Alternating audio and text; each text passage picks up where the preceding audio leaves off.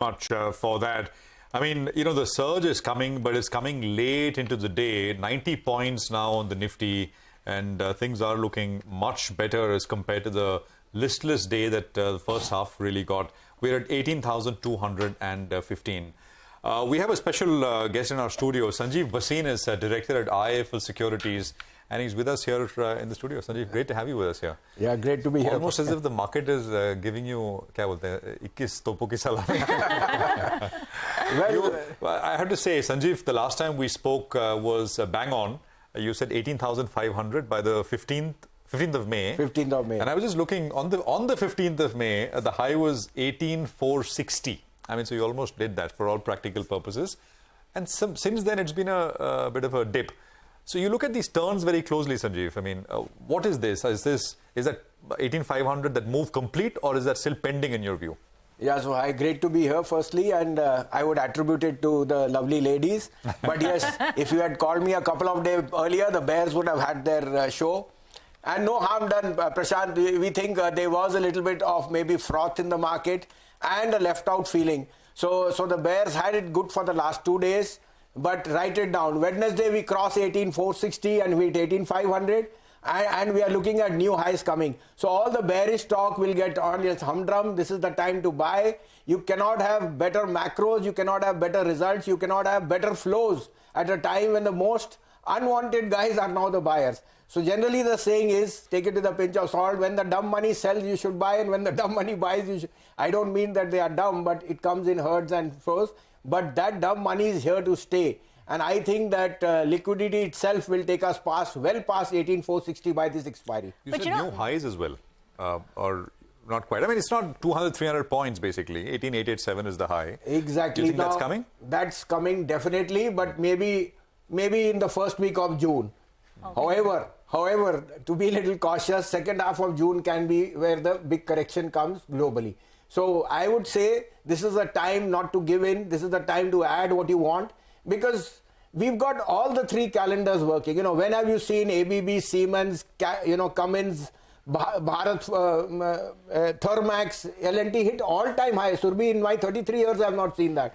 Which tells us that the capex story is up and running. Tata Motor is hitting new highs. Nestle is hitting new highs. The DAX is hitting new highs. Nikkei is hitting new highs. So why are we fretting? But you are anticipating a bit of a global correction in the second half of June and July. Can you talk about it, and how deep will it be? Riva, let's get to the better part first. You know, it's a hot summer. We want to hit new highs first. Then we'll talk of the correction. There's still a month to go. By the way, I'll be on leave from 15th of June. So we can't even quiz you at that point in time. But we'll keep that in mind. So let me talk about the optimism that you mentioned, Sanjeev. And absolutely, I mean, no taking away from that. Look at the way these companies have performed, right? I thought I'll retire. My career would be over till we start seeing this whole capital goods story play out. And, you know, when companies like Thermax and Siemens and ABB, the way they're coming out, the confidence with which they're speaking, that point is taken. But stocks have also run up. So then what are you picking and choosing? And if there's one thing, you know, if I can put one pinprick in the bubble or, you know, in the sentiment, it's L&T. You know, we remember the 5% fall that L&T had on its result day. The entire market was, you know, absolutely, you know, taken in by the margin pressure. Now, was that just nitpicking in a much longer upcycle? What's your sense? Yeah, very good point. And by the way, Surbi, congratulations. Since the time you came back, the markets have started to trend their way up. So you are a sign of a beacon of green. Now, L&T numbers are well discounted. It's one of the biggest capex stocks. It also happens to be highly liquid. Now, 2,400 may have been overstretched. It's corrected to 150, but you cannot have a pedigree management like that. Yes, their margins have always been, debatable whether it will be high single digits or more on the double digit side. But I think this is a buying opportunity. L&T is the type of order book, the type of activity you're seeing in hydrocarbon, electricity, it's a no-brainer. By the way, we forgot to see the NBFC results. Look at Chola. When did you see Chola at 1,054? I've never seen it.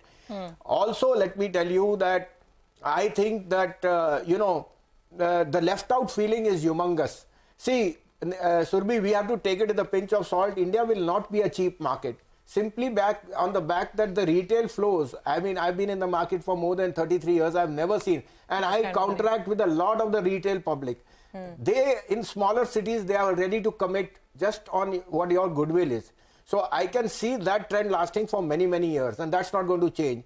And on top of that, now you have this, the data which I just got is that in 16 days, they bought 27,000 crores. It has never happened in 3 years that this type of consecutive buying. So I was speaking to a mutual fund manager on that note just this morning because of the other situation that's playing out over there. One of the arguments, of course, some participants are quite disappointed in the industry. One of the arguments was that we've held the market through, and look at the equity culture that's built up. FIIs have stopped mattering as much. Well, it's a long haul. It's only a discussion paper. We need to see what comes out of it. But I do think we have to take a very quick break. Sanjiv, stay on. We have lots of other questions for you. Quick break and back into this conversation in just a moment.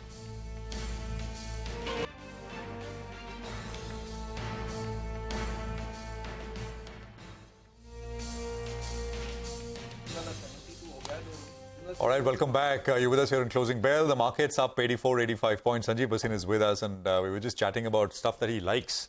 And he likes 3 stocks, so we will go to each one of them one by one. I want to start with Piramal Pharma, right, Sanjiv, that you like. Tell us about it. I mean, we were just discussing how it was a long-awaited demerger. It happened. But the individual business price performance since then has been very, very subdued, very muted. Correct. Yeah. So, Prashant, originally the Piramals were only in pharma until they sold their blockbuster to Abbott and so on. And then they went into, the real estate side. But in API and contract farming, this is doing excellent. And, at the price of it is available at a market cap of 7,500, 8,000, you cannot get such a big company of the pedigree they have. At this time, the pedigree of these managements is very, very essential because you're not at cheap level. So I think Piramal fits the bill perfectly. It's a very, very good add on these prices. I think this stock can give you very, very good return. You will wait for the numbers. Maybe one quarter can be disappointing, but that's in the price. I think this stock is a must-have in all portfolios. Can we talk about another stock that you like is Jubilant Ingrevia? I was just checking the Q4 numbers. Didn't look very good, Sanjeev. Revenues were down 11.6%. Margins contracted by more than 200 basis points. Profits were down 24%. They've also said Q1 will be a bit subdued because of the pricing pressure in the agrochemical space. So what is it that you like in Jubilant Ingrevia? So see, Rima, the first company which the Bhartiya started was originally VAM Organic, which is Jubilant Ingrevia. It's a spin-off of that. It's a 70-year-old company. You rightly said there is pressure on agrichemical, but look at their other businesses. Any other business they have done, they have doubled their margins in some. So this one quarter can be a little bit of a, but look at the future prospects. Again, like I said, the management is what I am focusing on. The pedigree of the performance of the past, and I think the future belongs to these specialty chemical, homegrown businesses which have a very, very large pedigree from before. I think that once, and we are at the anvil of a very much expected rainfall and other things, and globally we've seen that food prices have gone through the roof. So I think that agrochemicals is going to be a very, very key area, maybe in the next 2 quarters, but this stock fits the bill perfectly at below 400 to an add. Okay, before we carry on, I just want to point out Siemens.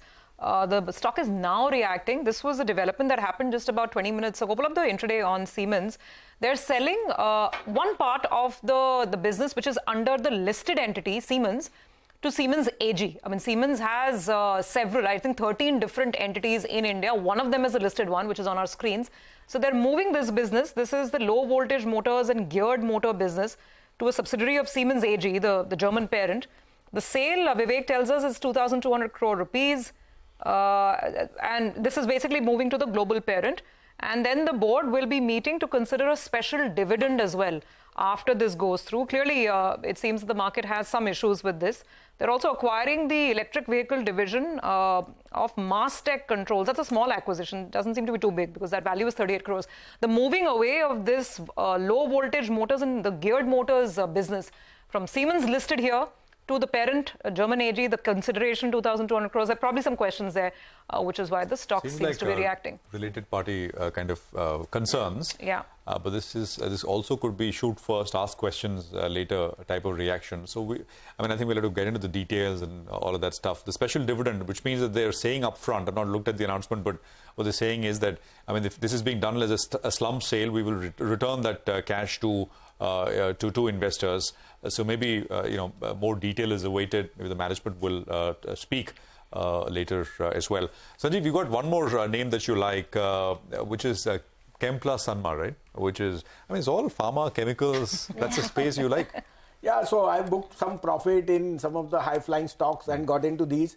Chemplast Sanmar again is one of the best groups in the south. And again, the new order book which they've got from some big orders in Europe, those have been staggering. And I think this stock again trades at very reasonable valuation. Secondly, you know, the biggest thing is the pedigree of the management and the past. And I think the future belongs to them. Prashant, these are three names which are, you know, prospective. But I would like to say some other themes which have played out and which I am very bullish. So Godrej Property. This is one stock which you remember at 1,000, 1,200, I've been very bullish. Godrej Property is headed to 1,850 or 2,000. Simply because whenever I go anywhere, you imagine the price of what, or if you take a 2-bedroom in Bombay, or the type of feedback I'm getting from Gurgaon as far as, you know, aside from DLF, now Godrej is one of the biggest players in NCR. And the order book and the type of sales they are saying, because for the first time, the Godrej Group, when, you know, interest rates were much lower, actually started investing. They used to take it on a franchise model and sell it.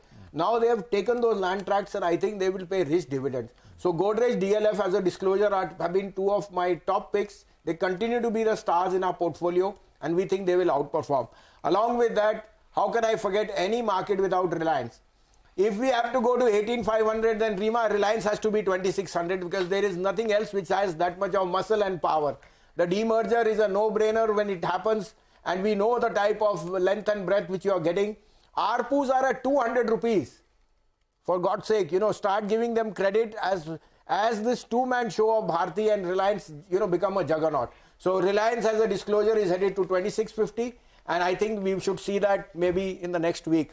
A thumbs up to the bears. Sanjiv, my issue with 18,500 is that it's just still a 2 to 3% kind of a return if you look at it year to date, right? You want the year to give you a 10, 12, 15%. That's what you invest in. that we have to call equities. Sanjiv back after his holiday. Arey, 17,000 tha when I came with Prashant and Sonia. You know the color, and Sonia has 1 million followers like you. And when she turns bearish, then a lot of my friends, you know, they say, "Bhai, samjhao." So I said, hold your horses, Prashant. We are going up. 18,300 is very respectable, but right now everyone is perplexed whether we've hit a top for the time being. I'm just denying that 18,500 is coming and then we'll take what it. What Sanjiv means is 2-3% in a week, so annualize that. So that's all right, Sanjiv, it's a pleasure.